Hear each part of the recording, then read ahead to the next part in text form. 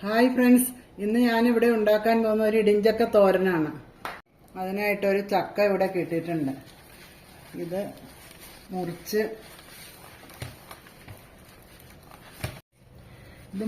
ഇത് ചെറിയ ചെറിയ കഷ്ണങ്ങളാക്കണം. ഇത് അധികം മൂക്കാത്തതായിരിക്കണം, ചുളയൊന്നും അധികം മൂക്കാത്തതായിരിക്കണം. ഇതിനൊരിയാതി വെളിഞ്ഞീനുണ്ട്, അതെല്ലാം കളയണം. എന്നിട്ട് ഇതെല്ലാം ചെറിയ ചെറിയ പീസുകളാക്കണം. ഞാൻ ഈ കത്തി ഒന്ന് വെള്ളത്തിൽ നനച്ചെടുത്തേക്കണം, അല്ലെങ്കിൽ ഇതിൻ്റെ ആ പശ മുഴുവൻ കത്തിയിൽ പിടിക്കും. കത്തി നനച്ച് കഴിഞ്ഞാൽ അത് പിടിക്കൂല.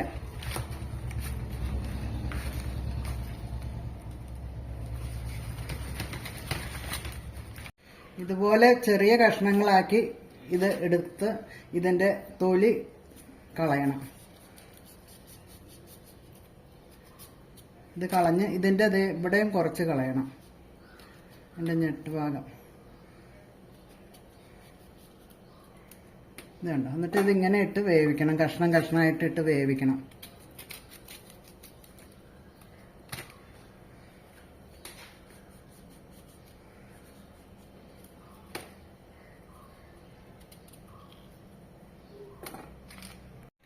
ഇടിയൻ ചക്ക എല്ലാം ക്ലീൻ ചെയ്ത് വെച്ചിട്ടുണ്ട്, നന്നായിട്ട് കഴുകി വാരി ക്ലീൻ ചെയ്തു. ഇനി ഇത് അടുപ്പയിൽ വെച്ച് ഒരാവി വന്ന വരെ വേവിക്കണം.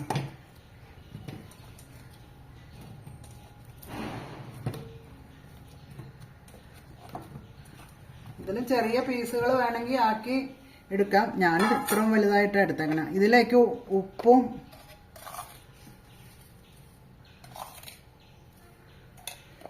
മഞ്ഞപ്പൊടി, ഒരു 1/4 ടീസ്പൂൺ മഞ്ഞപ്പൊടി ഉണ്ട്.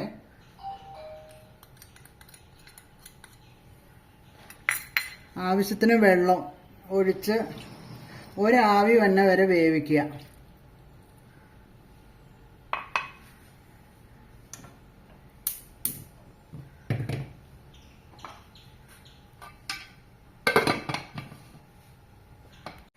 ഇടിയൻ ചക്ക നന്നായിട്ട് വെന്ത് നന്നായിട്ട് ആറി, ഇനി അതൊന്ന് കല്ലിൽ ഇടിച്ചെടുക്കണം.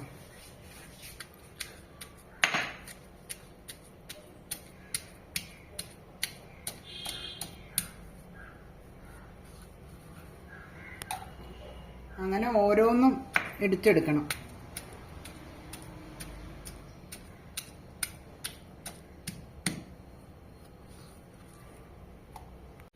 ഇടിയൻ ചക്കയൊക്കെ എല്ലാം ഇടിച്ചു വെച്ചിട്ടുണ്ട്. ഈ പാകത്തിലാട്ടോ എല്ലാം ഇടിച്ചു എടുക്കേണ്ടത്. ഇനി അത് കഴിഞ്ഞ് ഒരു പാൻ അടുപ്പത്ത് വെച്ച് അതിലേക്ക് വെളിച്ചെണ്ണ ഒഴിക്കുക.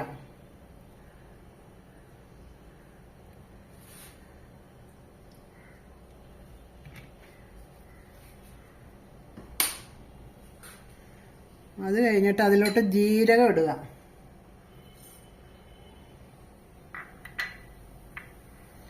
ജീരകം ഒന്ന് പൊട്ടി കഴിയുമ്പോൾ ജീരകം നന്നായിട്ട് പൊട്ടിയിട്ടുണ്ട്. അതിലേക്ക് കുറച്ച് ഉഴുന്ന് ഇടണം. ഉഴുന്ന് ഒന്ന് പയ്യെ പൊട്ടി വരണം.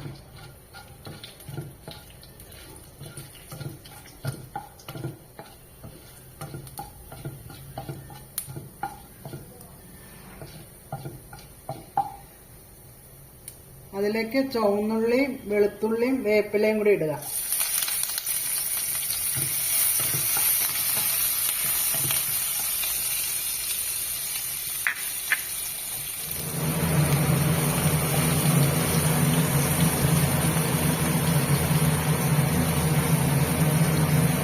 ഉള്ളിയൊക്കെ നന്നായിട്ട് മൂത്ത് വന്നിട്ടുണ്ട്. അതിലേക്ക് മുളക് ഇടുക. ഇടിച്ച മുളകാട്ടോ ഇടേണ്ടത്.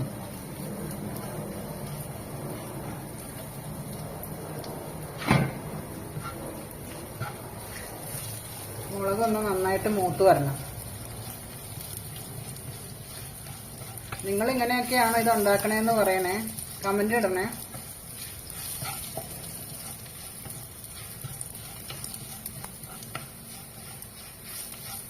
മുളക് നന്നായിട്ട് മൂത്ത് വന്നിട്ടുണ്ട്. അതിലേക്ക് തേങ്ങ ഇടുക.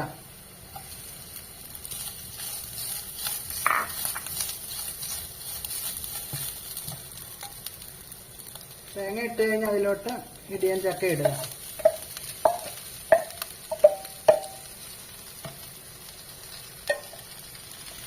നല്ലതായിട്ട് മിക്സ് ചെയ്യാം.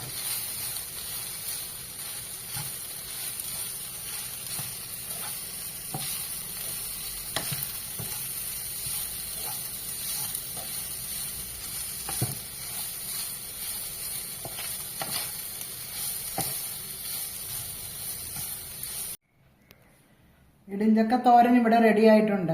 എൻ്റെ വീഡിയോ ഇഷ്ടപ്പെട്ടാൽ എല്ലാവരും ലൈക്കും ഷെയറും സബ്സ്ക്രൈബും ചെയ്യണം. അടുത്ത വീഡിയോ ആയിട്ട് വരുന്നവരെ എല്ലാവർക്കും ബൈ.